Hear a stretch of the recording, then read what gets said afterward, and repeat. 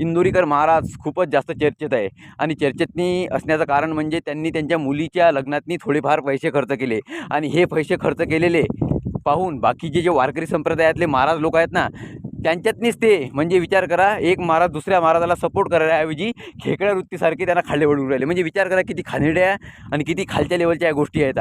महाराज म्हणे सांगून राहिले होते कीर्तनात की पैसे कर्ज काढून लग्न करू नका, असं करू नका, तसं करू नका. स्वतःच महाराज आपल्या पोरीच्या लग्नातनी पैसे खर्च करत आहे. अबे त्यांनी त्यांच्या मुलीसाठी त्यांच्या मुलामुलीसाठी पैसे कमावलेले आहेत आणि त्यांनी मेहनतीनं कमावलेले आहे. त्यांनी त्यांच्या वैयक्तिक टॅलेंटवर पैसे कमावलेले आहेत. तुमच्यात ते नाही आहे म्हणून तुम्ही क्रिटिसाइज करता त्यांना. आणि महाराजाची, इंदोरीकर महाराजांची इज्जत जी आहे ना, ते महाराष्ट्रातला सगळा एकूण एक नागरिक करते. कारण की त्यांचे जे भाष्यातनी कटुता आहे पण सत्यता आहे. जेवढं कळू तेवढा माणूस सत्य असतो आणि सत्य असणाऱ्या माणसालेच महाराज चांगले वाटतात. बाकी बंडलबाजी करणाऱ्याला महाराज असेच वाटतात. 100 गोष्टी चांगल्या ते विसरून गेले. हे फक्त एका गोष्टीला पॉईंट आउट करून त्यांना जज करून राहिले की महाराज असे, महाराज तसे. अबे तुमच्याच्यानं ते महाराज कीर्तन नाही करत म्हणून राहिला. म्हणजे विचार करा कोणत्या लेवलला तुम्ही नेऊन ठेवलं.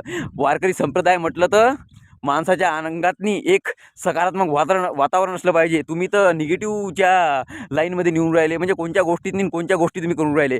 ह्या गोष्टी उत्पन्न करासाठी तुम्ही महाराज नाही, तुम्ही बिग बॉसमध्ये जायला पाहिजे. महाराजाची इज्जत हे जनतेच्या मनामनात आहे. महाराज आमच्यासाठी रिस्पेक्टफुल आहे. इंदोरीकर महाराजाचं जे काय म्हणते कीर्तन जे असते ना, त्या कीर्तनातनी 100% सत्य असते म्हणून ते सगळ्यांच्या डोळ्यात खुपते. आता वारकरी संप्रदायाच्याच डोळ्यात खुपून राहिले. म्हणजे विचार करा, यांच्यातनी बी खेकडी वृत्ती आहेत वारकरी संप्रदायात बी. म्हणजे एक चालला काही खाडेवळ.